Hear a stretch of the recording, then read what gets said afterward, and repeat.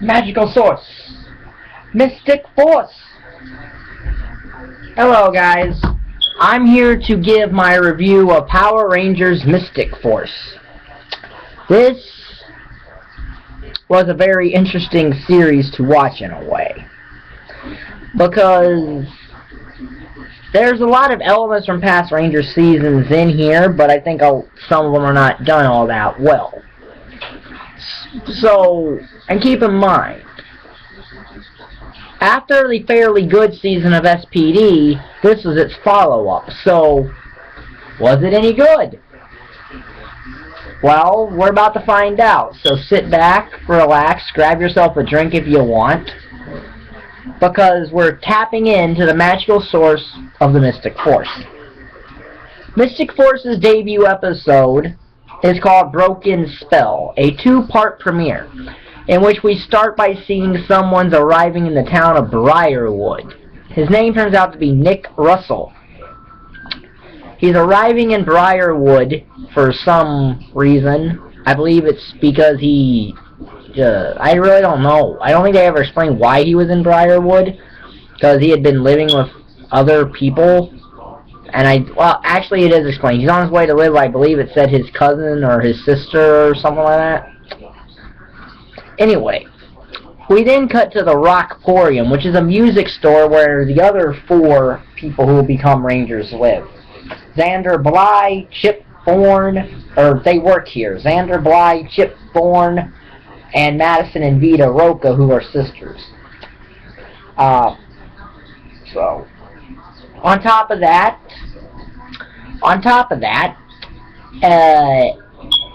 an army of undead monsters that were locked away hundreds of years ago in a secret underground pit have returned. Not to the surface world, but have returned enough to be a threat to this town of Briarwood, because they want to resurrect their master. So an old man comes, and he says that he needs help because his brother has been kidnapped by a creature in the forest. Nick, Xander, Chip, Madison, and Vita are the only 5 people to take the old man up on his offer, and they go into the forest, which then loses a lot of its color, and there we are introduced to Udana. She's our mentor-type figure in this series. She takes the 5 to Root Core, which is our base of operations for this season, where we're also introduced to apprentice sorceress Claire, who is a comic relief side character for a while. Udana explains that because this threat from the undead monsters is happening, that these 5 have been prophesized to be Power Rangers. So, and they get their magic wands that serve as their morphers. Can we talk? Okay. That will serve as their morphers. So they get into a fight with the villain's foot soldiers, the Hidiacs. Our villain starting out, we have Mordecon, who leads this group. He's got a guy that's got gears in his head, or something like that. I wouldn't think of an undead monster having gears. But then there's Necroli, who is the Queen of Vampires, and Korag, who is a wizard very well versed in dark magic. So the Rangers defeat the Hidiacs with believing in magic. But since it doesn't work for Nick, Nick just leaves. And then, Xander, Vita, Chip, and Madison get their morphers, which are cell phones.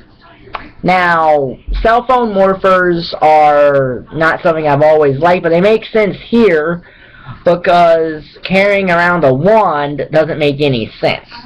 or it would look really weird in the concept of this, and that's why they wanted something that looked modern, so you got the cell phones. So, that's nice. And they end up becoming the Power Rangers, the Mystic Force Rangers. Xander becomes green, Madison is blue, making her our second, and I believe final female Blue Ranger to this point. Chip becomes yellow, and Vita is pink. And they go to fight Korag, who has attacked the city. Or at least the forest, anyway. They don't do too well against Korag, and Nick comes back and then helps. And that makes Nick believe in magic, truly, and then he morphs into the Red Ranger. And it sets up the status quo.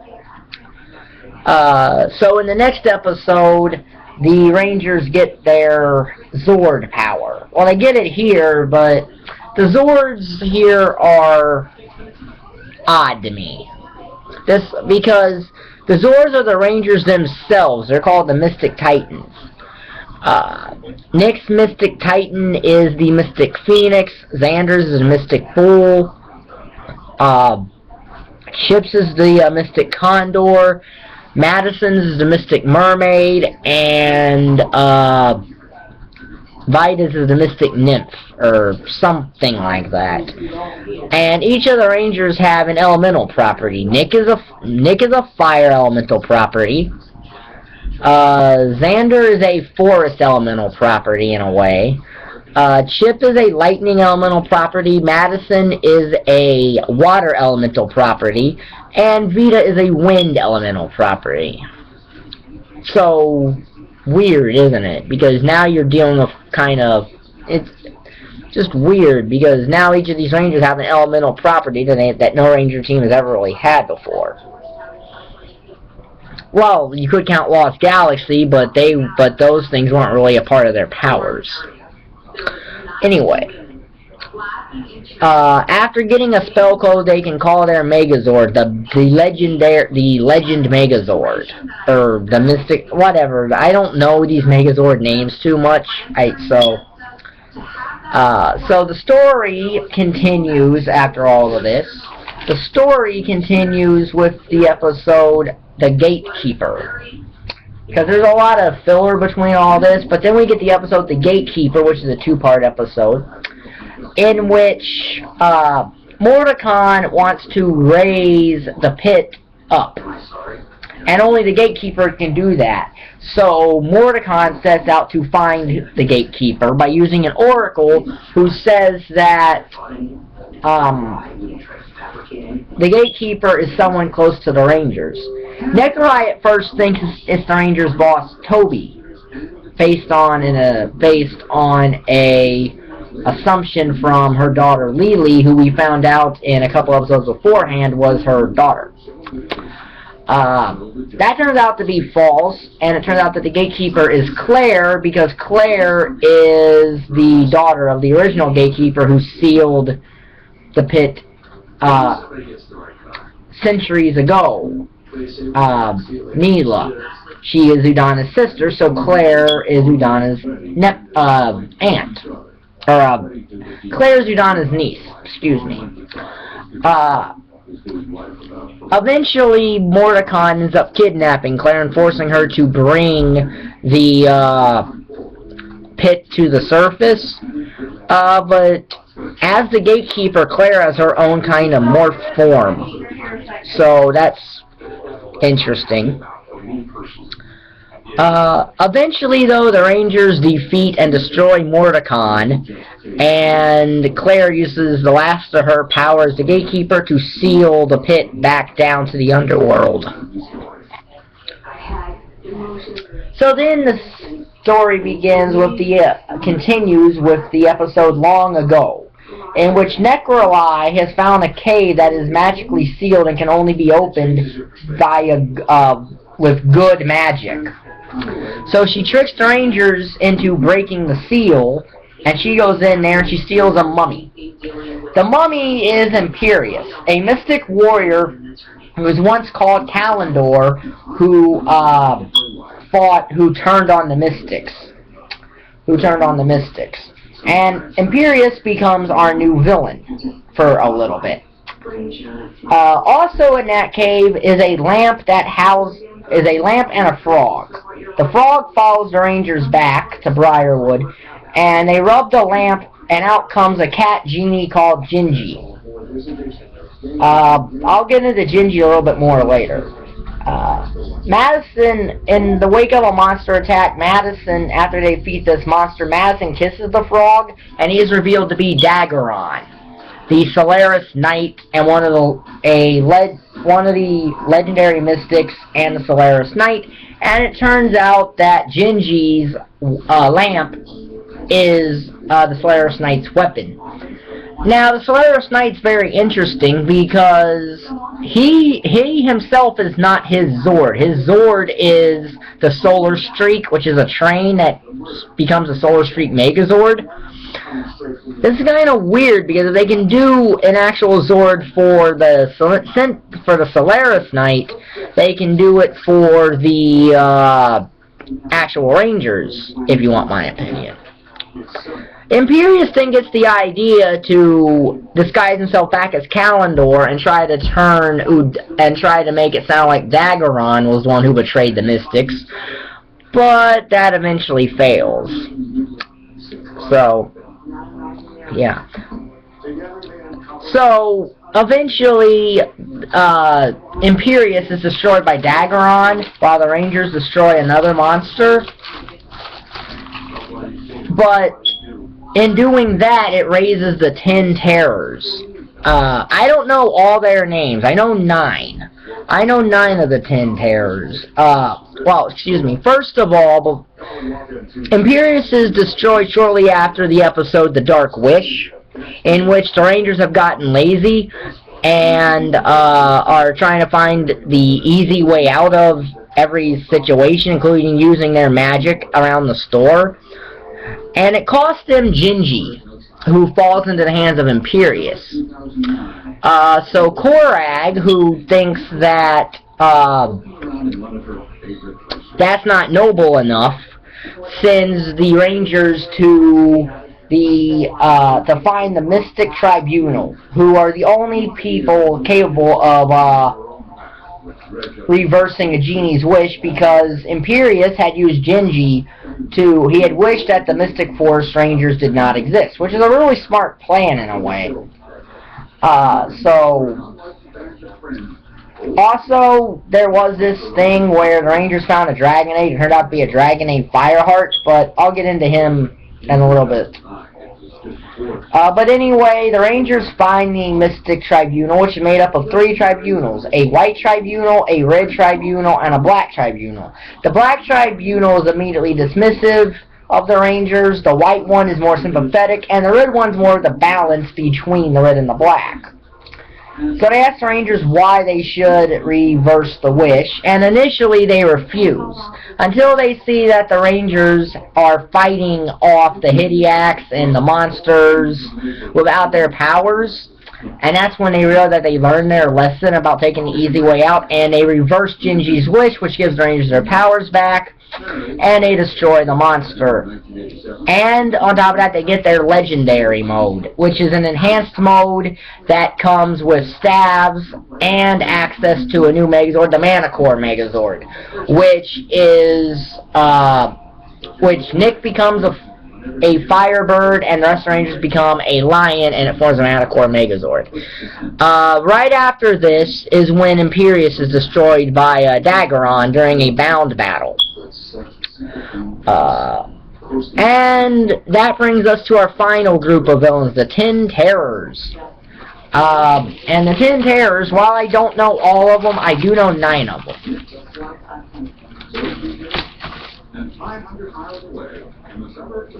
Anyway, there's Sculpin, there's Black Lance, there's Serpentina, there's Itasis, there's Hidiattack, or something like that, some toad thing. There's Motumbo, there's Magma, there's Oculus, and there's 2 more that I don't remember. And one by one, they're all destroyed till it comes down to Motumbo, Itasis, Black Lance, and Sculpin. There was Megahorn too, who was a dragon. So now Itasis is then chosen by the Master. Motumbo is chosen by the Master to be its vessel, but he doesn't want to. So he comes up with this idea to try to stop the Master from coming back by going to some lake and going in there, which will keep the Master from that. But Sculpin sees against that. Korag, we found out earlier in the season that Korag and Udana are really Nick's parents. Udana is his mother, and Korag is Lianbo, who is the father of him, and that Nick's actual name is Bowen, who has the power to become the most powerful sorcerer in the world, or something like that, which is why the Ten Terrors want him. So Itasis, who doesn't want power, but only wants knowledge, asks why the Power Rangers keep defeating the Ten Terrors when they are the stronger group, when they are the strongest, when they are stronger than them, and he learns about courage. And the Rangers then defeat another one of the Terrors, or something like that, or they defeat Black Lance, but they don't destroy him. And then we see that Lianbo has a morphed form, which is the red wolf knight, and he's a knight like the Sentinel Knight of Daggeron is, and that leads into Mystic Fate, because the Master shows up right at the end of this episode of The Return. So that leads into our finale, Mystic Fate, in which first Itasis is chosen to defeat the Rangers, but the Rangers eventually make him realize that he has his own, that he doesn't have to follow the Master all the time. And he actually ends up betraying the Master, not doing what he's told, and tries to get Sculpin and Black Lance to go along with it, but Sculpin and Black Lance destroy Itasis. The Master then decides to go after the Mystic Mother, who is the source of all good magic in the world. The Mystic Mother we find out was once named Rita. So presumably Rita Repulsa, after she got purified, became the Mystic Mother of all good magic.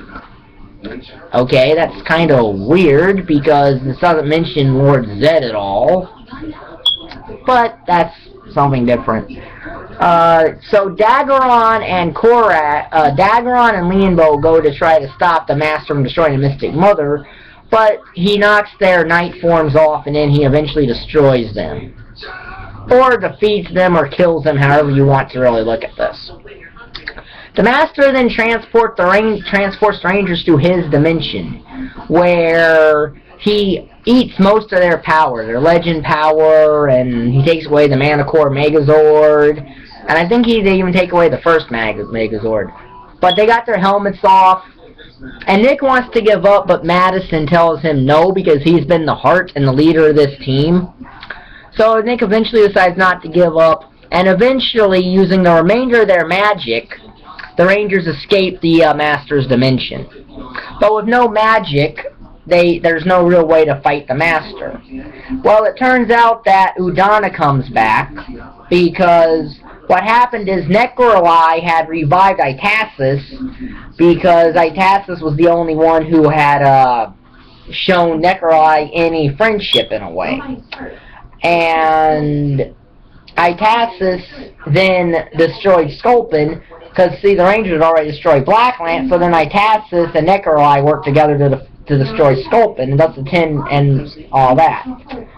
The Mystic Mother says that good magic never really goes away. And that brings out all the people from the forest, led by a character that was introduced earlier, a traveler named Phineas, and Toby leads the townspeople in, and they say that they all know that they should not fear each other and that they should only fear dark magic. And it goes to this kind of a cliche Disney thing like in Peter Pan, where if you believed hard enough or something that brought Tinkerbell back to life. It works like that in how the Rangers get their magic back. And Necroli revives the Liambo and Daggeron, which then purifies Necroli and turns her completely good. So then all the Rangers get their power back, including Udana, Daggeron, and Lianbo, and then all 9 of them use all their magic, and they essentially overload the Master, and that's what destroys him because he can't eat any more magic, and thus the world is saved. Madison asks Nick if he's going to stay in Briarwood, and Nick says there's nothing for him here. But Madison tries to get him to stay because she has a crush on him, but it doesn't work, and Nick goes off with his parents, Lianbo and Udana, to, I guess, see the world or something like that on motorbikes. Xander's promoted to manager of the Rockporium. Vita's still doing her thing of DJing. Chip's doing his normal thing. Claire's become a full-fledged sorceress. And Necroli, now known as Nikki, is actually dating Toby, the Rangers' boss. So, that's the overall synopsis of the episode. Now, as far as characters go, Nick got the most development. He was made the Red Ranger because of the fact that he was the first one to agree to help the old man find his brother. That's why he was made the Red Ranger. He became a competent leader of the team, following his gut, which can be very good at times. Carter Grayson did that a lot. He eventually bonded with that Dragon Fireheart, and that gave him his battleizer, Red Fire Power Ranger or something like that. It was an okay looking battleizer. So he had the most development, and as I said, this whole story, the main ending of this story, revolves around him in a way. Madison was the heart of this Ranger team. She was the one that I think held the team together. And she's the one who convinced Nick not to give up when all hope looked like it was lost against the Master. Other than that, she didn't really have too much in the way of development. Xander didn't really undergo any significant character changes. He stayed the same way I first got a hold of him during this episode and during the series, which is Xander was nothing more than an egotistical. He was just egotistical. He was more inclined to want to just be the guy, he came across to me like he really wanted all the attention for himself in a way, and when it wasn't on him, he seemed to get a little bit upset at times. He eventually dropped that, but it still didn't work. It still was a bad quality.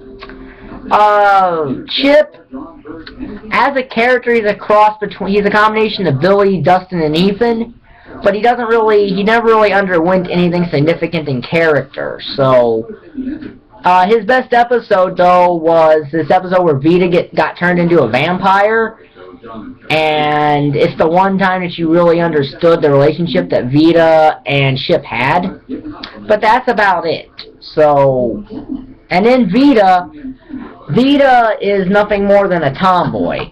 I don't really think she underwent anything of real significance. Her most interesting thing is not liking her collar.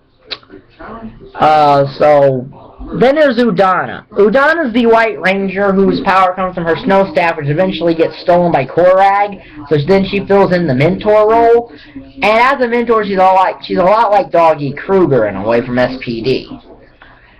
But she also becomes more of a hindrance without her power because it lets her get captured easier. Especially when she goes off to find Lianbo and she falls into Hexatoid's plan.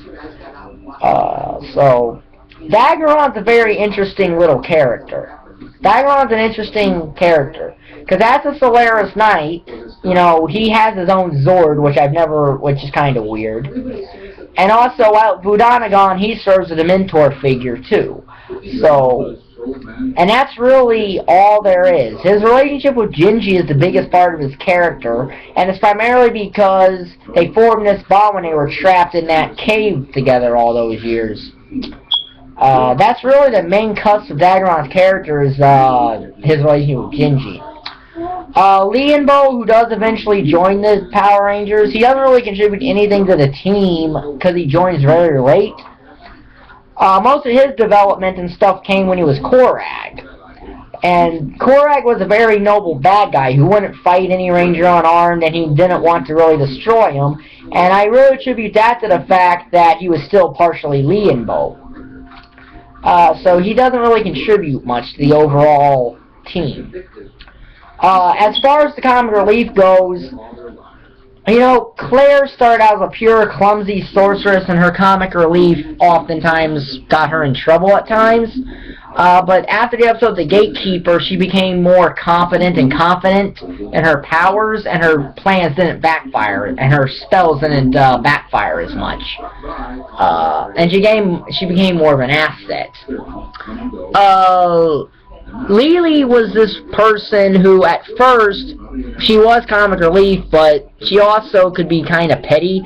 Like, she tried to get Nick in trouble or fired from the store because he wouldn't go out with her or something like that. And then when she became Nikolai's mother, or when we discovered that Nikolai is her mother, she hung out with the villains for a little bit and didn't like it, and she's kind of the catalyst for Nikolai's character in a way. She's kind of the catalyst for Nikolai changing her character.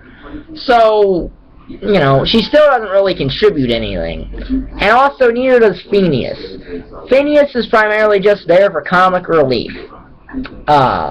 He's just there for comic relief. His only real contribution is convincing all the forest dwellers not to be scared of the townspeople. That's really the only real significance he has. Gingy is annoying.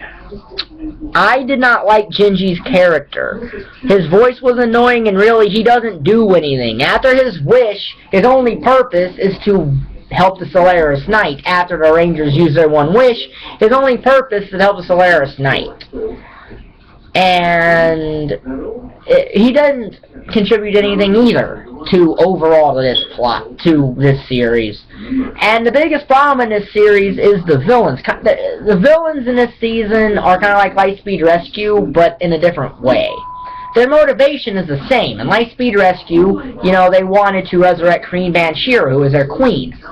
Well, the undead want to resurrect the Master. So it's the same motivation, it's just done wrong. It's just not done right. Banshira showed up enough periodically through the season, enough to where you got why she was a threat. And she eventually took Diabolico's star power from him, gave it to Impus, which let him become Olympius, and all that. The Master doesn't show up until the ending of the second to last episode of this series, which was the episode The Return, because the finale was 2 parts. So Mordecai didn't do anything of note when he was a villain, nor did Imperius, other than the wish he had to wish the Power Rangers gone, which is the best plan these villains had. The Ten Terrors didn't really do anything either. Korag was the one that was always there with the Rangers and always fighting them more. So he was the best one, and even then he wasn't fully bad. Nikolai was the only one who really stayed around for the entire season, and even then she turned good in the end. As did Itisis of the Ten Terrors. So none of the villains in this season do anything, and it really hurts the season. So they don't really contribute either. All in all, though, honestly, of the 4 Disney seasons I've seen right now, Ninja Storm, Dino Thunder, SPD, and Mystic Force is the weakest one of them. Because it doesn't have what Ninja Storm had. Ninja Storm is good in the beginning and the end, but its middle is, you know, where its problem is. Mystic Force relies more on more comedy than Ninja Storm did. Ninja Storm had it, but not to the extent Mystic Force does. It doesn't have the villains. It doesn't have the villain depth that Dino Thunder had, nor does it have the good side story of Tommy and Zeltrax's feud like Dino Thunder. And it doesn't have the character development and backstory of that SPD gave. So, as I've said, I judge that these seasons are they something I would go back and rewatch just because I wanted to. And the answer that I can give you for Mystic Force is no. I can give you that answer for Ninja Storm, Dino Thunder, and SPD because there's enough stuff there that would warrant me rewatching it from time to time. Like, Mystic Force doesn't have any of that. So it is the weakest of the 4 Disney seasons so far. Now, could that change next season, in a season I've heard a lot of bad things about? Well, we'll find out next season when we accelerate into Operation Overdrive. See you then.